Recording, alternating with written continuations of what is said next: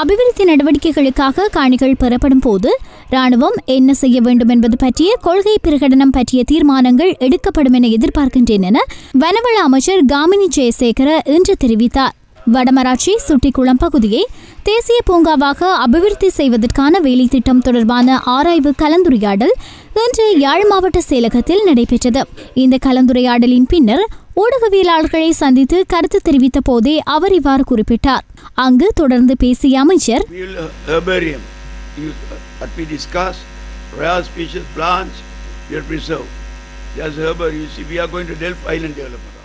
நெடுந்தீவு சரசாலை வடமராட்சி கிழக்கு பகுதிகளில் சூழலை பாதுகாத்து அபிவிருத்தி திட்டங்கள் மேற்கொள்ளப்பட உள்ளன. மக்கள் வருமானத்தினை பெற்றுக்கொள்ளக்கூடிய வகையிலான வேலை திட்டங்களும் முன்வைக்கப்பட்டுள்ளன. இந்த வேலை திட்டங்களை முன்னெடுக்கும் போது சரணாலயங்கள் மற்றும் தேசிய பூங்காக்கள் அமைச்சினால் அறிவிக்கப்பட்டிருக்கின்றன. சரணாலயத்திலிருந்து நாகர்கோவில் பகுதியில் உள்ள பல இடங்கள் மக்களுக்கு கையளிக்கப்பட உள்ளன. சுண்டிக்குளம் பகுதியில் முன்னர் அறிவிக்கப்பட்ட பகுதிக்குள்ளே மக்கள் இருப்பதனால் அந்த பகுதியை மீளாய்வு செய்யுமாறு பணிக்கப்பட்டுள்ளது. எதிர்வரும் 3 மாத காலங்களில் இந்த வேலை திட்டங்கள் நிறைவு செய்யப்பட வேண்டும். அமைச்சர்கள் மற்றும் அதிகாரிகள் கொண்ட குழுவினால் வடமாகாண ஆளுநர் ரெஜினோல்ட் குரே தலைமையில் ஆராய்ந்து பின்னர் ஆகஸ்ட் மாதம் 4ஆம் தேதி மீள ஆராய பல காலம் அபிவிருத்தி செய்யப்படாமல் இருந்த வளங்கள் மற்றும் குளங்கள் அபிவிருத்தி செய்யப்பட உள்ளன.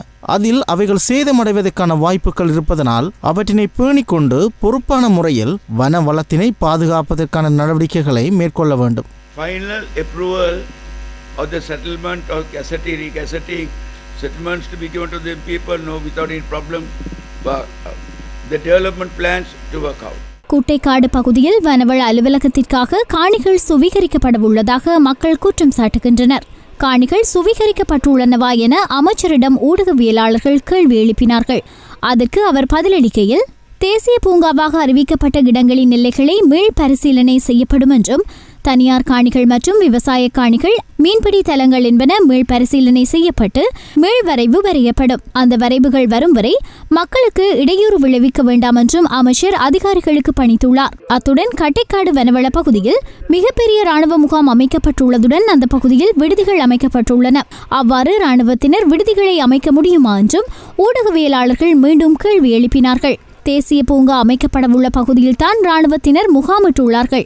அவ்வாறு அந்த பகுதியில் அமைத்து இருக்க முடியுமா என்பது பற்றி கூற முடியாது. அது தனது அதிகாரத்தின் கீழ் இல்லை என்றார். அந்த வகையில் அவர்களையும் உள்வாங்கி தேசிய பூங்கா அமைப்பதற்கான நடவடிக்கைகள் மேற்கொள்ளப்படும் என்றும் கூறினார். ராணுவம் உல்லாச விடுதிகளை அமைப்பது சுண்டிக்குளம் பகுதியில் மட்டுமன்றி பலாலி பகுதியிலும் இருக்கின்றதுடன் வேறு பல பகுதிகளிலும் இருக்கிறது. இவ்வாறான விடயங்கள் குறித்து கொள்கை பிரகடனம் எடுக்கப்பட வேண்டும். இது குறித்து அரசாங்கத்துடனும் பேசியிருக்கின்றோம். முதலில் விடுவிக்கப்பட வேண்டிய காணிகள் விடுவிக்கப்பட்டதன் பின்னர் ராணுவம் எப்படியான செயற்பாடுகளில் ஈடுபட வேண்டும், ஈடுபடக்கூடாது என்பது பற்றிய கொள்கை தீர்மானங்கள் படிப்படியாக வரும் என நம்புகின்றேன் என குறிப்பிட்டார். A team was appointed with the members and the GA. The governor will coordinate and the provincial council and all of them. They will identify the areas where we will release those lands to those own people.